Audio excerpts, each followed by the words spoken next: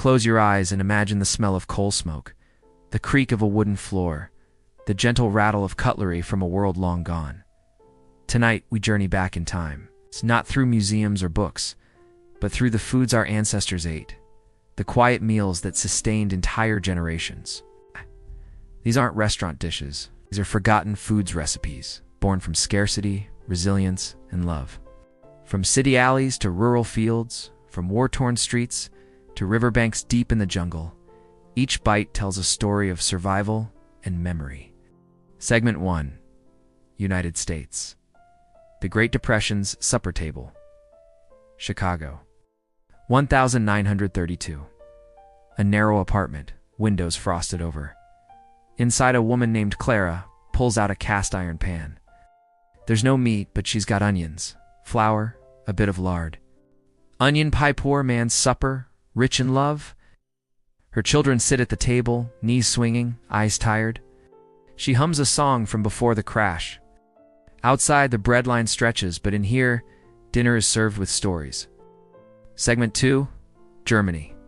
Post-war hunger. Berlin, 1946. The war is over, but hunger lingers like smoke. In a cellar apartment, Elfried grates potatoes with trembling hands. No oil, no butter. Just salt, maybe an egg if the neighbor shares. Rebuchicon potato pancakes from ruins. Her son draws with charcoal on newspaper while she cooks. Each bite tastes like both desperation and the will to carry on. Segment 3. Korea, barley, rice, and resilience. Rural Korea, 1940s. Japanese occupation still presses heavy. A girl named Sunhai mixes barley with what little rice they have. Borabop. Her father, once a scholar, now farms land he doesn't own.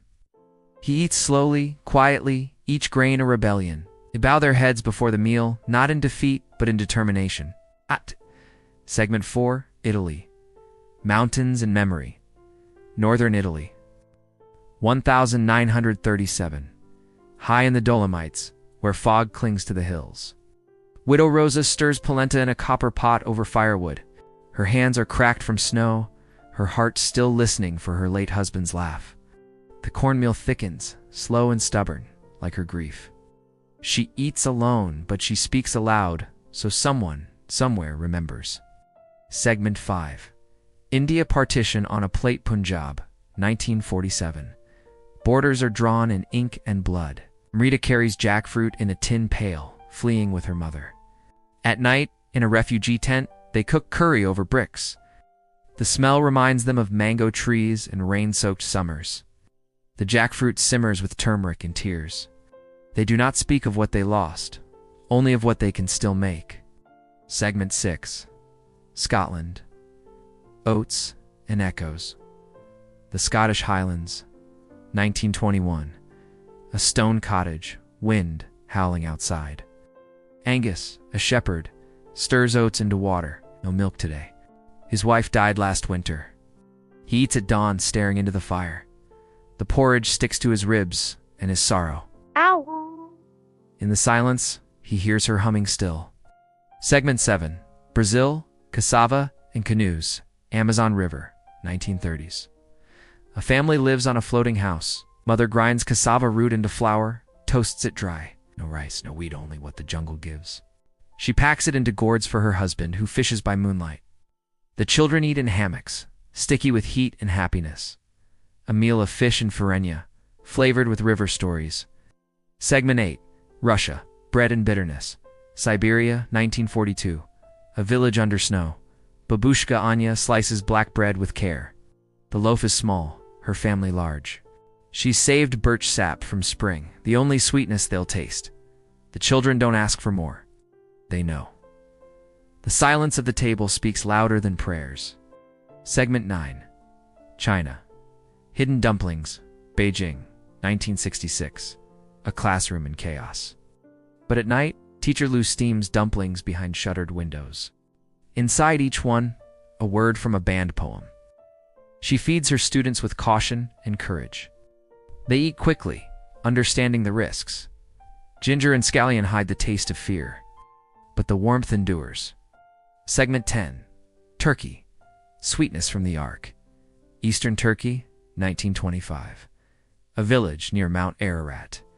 Elderly Layla stirs a Cherno's pudding, a mixture of grains, dried fruits, and faith. Each year, she makes it for her neighbors, regardless of their names or gods, and every spoonful a promise. We have survived another season. Segment 11. Vietnam Bamboo Soup in Memory Mekong Delta. 1951. A boat tied beneath banyan trees. A grandmother boils bamboo shoots in river water. Her grandson watches, learning not just how to stir, but how to wait. The soup smells of smoke and citrus. The war is not here yet, but the silence knows it's coming. Segment 12. Ethiopia. Sorghum and storytelling. Tigra Highlands, 1938. A clay hearth glows under stars. Little Obeba sits by her grandmother, who roasts sorghum grain until it pops. They eat with their fingers, dipping it into stew. The fire crackles. Her grandmother begins a story older than any border, each word a seasoning. Segment 13. France. War in Chicory. Occupied France. 1943. A village cafe serves chicory root as coffee. Real beans are gone, but the warmth remains. A waitress named offers cups to the resistance men. She smiles, says nothing. But each brew is brewed with quiet defiance. Segment 14. Egypt, Lentils, and Legacy. Cairo, 1935. A rooftop under the call to prayer. Fatima stirs kosheri. Rice, lentils, fried onions. Her family eats cross-legged, passing the same bowl. No wealth here, but laughter plenty. She tells them the pharaohs ate lentils too. And somehow, the dish tastes grander. Segment 15. Philippines Coconut in Comfort Mindoro Island, 1944. A typhoon just passed. Maria grates coconut for Jainotin, a dessert stew of root vegetables and banana. The power is out, the floor is damp, but the smell of coconut milk and brown sugar makes the children giggle. They eat from enamel bowls under candlelight. These are not just meals, they are time machines. They are lullabies, battle cries, love letters passed down on plates, forgotten by cookbooks but not by hearts. So when you taste something simple, onion and bread, lentils and rice, know this, you are tasting history.